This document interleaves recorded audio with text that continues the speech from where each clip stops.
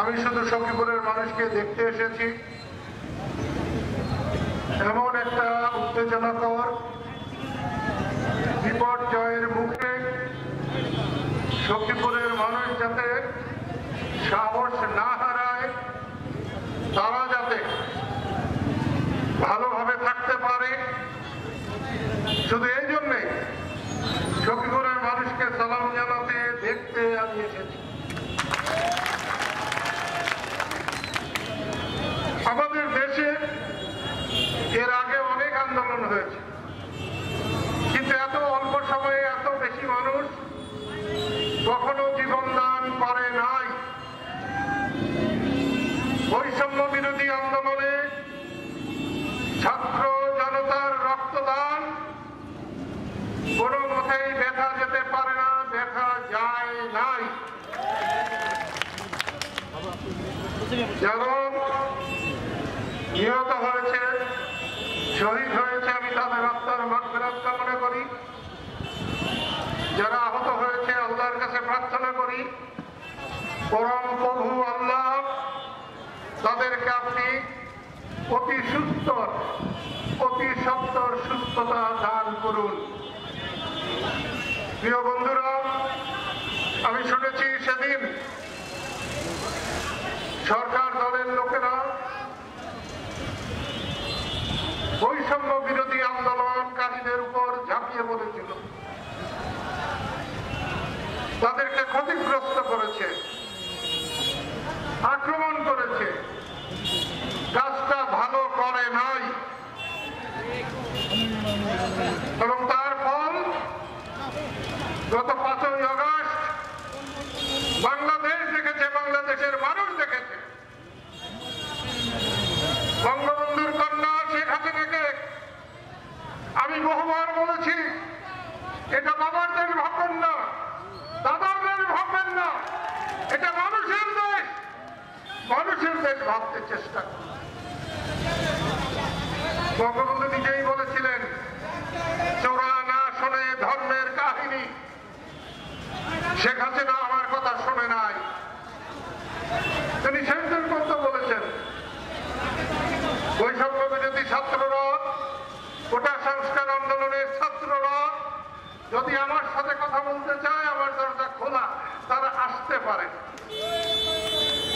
কেন তারা আসতে পারে? তাদেরকে আপনি দাওয়াত করতে পারতেন না, বলতে পারতেন না তোমরা আসো, আমি তোমাদের সঙ্গে কথা বলি, পারলে তোমাদের বাচ্চাদেরকে নিয়ে আসো, আমি তাদের সঙ্গে কথা বলবো।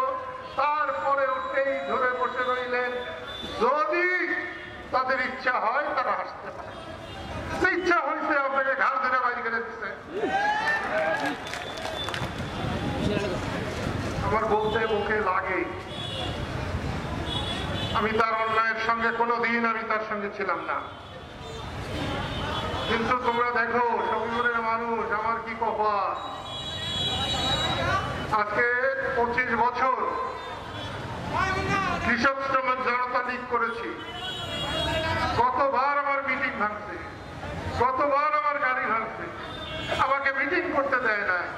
তারপরেও বঙ্গবন্ধুর বাড়িতে গেলে আমাকে আওয়ামী লীগ বলে আমার গাড়ি ভাঙে। আমি এখনো বুঝাতে পারি নাই যে আওয়ামী লীগ আর কাদের স্থিতি এক না, শেখ হাসিনার বঙ্গবন্ধু এক না। বঙ্গবন্ধু বাংলাদেশের পিতা। সংসদ বাতিল হয়েছে,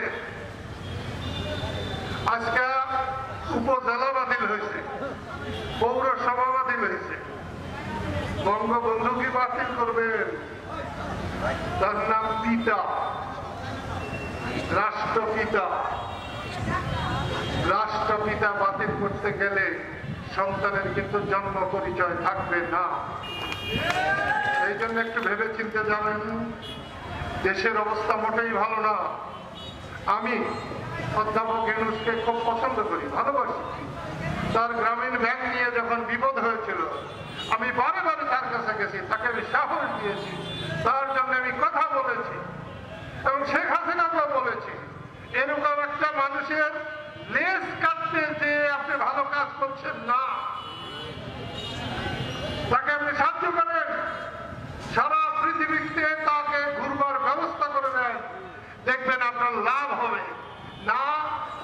লেজ কাটবে, লেজ কাটবে, লেজ কাটবে, কাটতে কাটতে শেখ হাসিনার লেজই কাটা হয়ে গেছে। এখন কি করব আমি এসেছি এখানে যাতে শান্তি শৃঙ্খলা বজায় থাকে। আমি টাঙ্গাইল পুলিশ লাইনে গিয়েছিলাম, তাদেরকেও বলেছিলাম তোমরা সাহস রাখো, আইনের মধ্যে থাকবা, কারো গোলাম হয়ে কাজ করবে না, কেউ তোমাদের গায়ে হাত দিবে না। কিন্তু তোমরা যখন চাকর হও পুলিশেরা, তখন তোমাদের এরকম দুর্দশা হবেই হবেই হবে। তোমরা আর কারো চাকর হতে দেও না। পুলিশদের বলছি সম্মান নিয়ে থাকো, আমার মানুষকে সম্মানে থাকতে দাও। সেদিন আমার গাড়ি ভেঙেছে 15 তারিখ, আজকে 19 তারিখ। বঙ্গবন্ধুর বাড়ির সামনে কাঁটা তারের বেড়া দিয়ে রেখেছিল।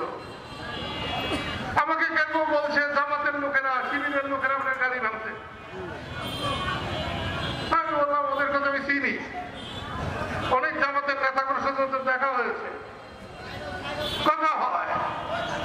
ইসলামী আন্দোলন চরমানের পীরেরা আমাকে ছায়ার মতো দেখে। আমার তো মনে হয় না যে জামাতের লোকেরা আমার গাড়ি ভাঙতে পারে। তখন কেউ কেউ বলছে ওটা আপনি তো তারেক রহমানের সমালোচনা করেন, বিএনপির লোকেরা ভাঙছে। আমি বলছি বিএনপির লোকেরা আমাকে গুরু বলে মানে, ওস্তাদ বলে মানে, আমাকে রাস্তাঘাটে সালাম করে, বাড়িতে গেলে বৈশাখ উঠা পড়ে। আমি কি করে মানবো যে ওরা আমার গাড়ি ভাঙবে? তখন তারা বলছে তাহলে গাড়ি তো ভাঙছে, কেউ না কেউ তো ভাঙছে, এবং যত শয়তানে ভাঙছে ওটা ভাঙুক। আরো একটা গাড়ি ভেঙে যদি বাংলাদেশের মুক্তি হয়, বাংলাদেশের মানুষ যদি ভালো হয়, আমার আরো একটা গাড়ি। আমি ছাত্র যুবকদের বলবো, যারা বৈষম্যমূলক বৈষম্য বিরোধী আন্দোলন করেছে, তারা পৃথিবীতে একটা ইতিহাস সৃষ্টি করেছে। কিন্তু তারা যদি এটাকে নিয়ন্ত্রণ করতে না পারে, আজকে হাসিনার দশা যা হয়েছে, তাদের দশা এর চাইতে কিন্তু ভালো হবে না। সেই জন্য ছাত্র বন্ধুদের আমি অনুরোধ করব, আমি ছাত্র বন্ধুদের যে সরলতা দেখেছি, যে সততা দেখেছি গত 30 বছরে, এই চোরের শাসনে তা দেখা যায় নাই। প্রত্যেকদিন গাড়ি খুললেই টাকার বস্তা পাওয়া যায়। সব মন্ত্রীরা চোর, চুরি করার জন্য মানুষে তাদেরকে নেতা বানায় না। সবসময় কাঁদে কাঁদে বলতেন আমি ভাতের অধিকার কায়েম করেছি, ভোটের অধিকার কায়েম করেছি। সব মানুষের ভোট চুরি করে ভোটের অধিকার কায়েম করছে। 3 বার একটা মানুষের একটা ভোটও দিতে পারে নাই, সকিবুলের মানুষও ভোট দিতে পারে নাই। ঢাকার থেকে প্যাকেট করে না ভোট গুনবার সময় গুনা নিয়ে এমপি হওয়া যায়, থাকা যায় না, পালাইতে হয়। আমি জয়ের কথা কি বলবো, ওকে আমি জন্ম হতে দেখছি। ওর মা বাবা আমাকে ওর দাদা দাদি নানা নানির চাইতে বেশি ভালোবাসছে। শাহজাহান একটা অন্য ধরনের মানুষ। শাহজাহান যখন যেমন তখন তেমন। 99 সালে ইলেকশনের আগে শাহজাহানের একটা হোন্ডা ছিল, আমি যখন দাঁড়াইলাম, শেখ হাসিনা তাকে আমার বিরুদ্ধে দাঁড় করলো। একটা জায়গায় 2টা হোন্ডা হলো, 2টা হোন্ডার জায়গায় একটা গাড়ি হলো, গাড়ির জায়গায় আরেকটা ভালো গাড়ি হইলো, ভোট চুরি করলো। আমি মনে করেছিলাম সখীপুরের মানুষ আর কোনোদিন শাহজাহানকে ভোট দেবে না। সখীপুরে এর আগে এইরকম ভোট ডাকাতি, ভোট চুরি আর কখনো হয় নাই। শাহজাহানকে ভোট দেয়ও নাই, কিন্তু তার কুমার ভোট দেয় নাই। কিছু মানুষ তো ভোট দিছেই, এটা নাকে শেষ যদি কেউ বলে তাও আমি বলবো কিছু লোক তারা ভোট দিচ্ছে। সে চুরি করে জিততে পারে, কিন্তু ভোট কিছু লোক দিচ্ছে। আর আমাদের লোক যারা, যাদেরকে আমি আমার সন্তান ভাবি, যাদেরকে আমি আমার ভাই ভাবি, যাদেরকে আমার চাচা ভাবি, তারা কিন্তু আলসি করে অনেকে ভোট কেন্দ্রে উঠান নাই। আমি কিন্তু হিসাব জানি। 7ই জানুয়ারির নির্বাচনে আমাদের দলেরও অনেক মানুষ ভোট কেন্দ্রে ভোট দিতে যায় নাই। তারপরে গামছা মার্কার ভোট, সেখানে আমরা হাসছি, আমগো মন খারাপ। পরে সানোয়ারকে যখন উপজেলায় একটা গামছা দিয়ে দিলাম, তখন বলে মনই খারাপ। এখন মন কি ভালো হয়েছে?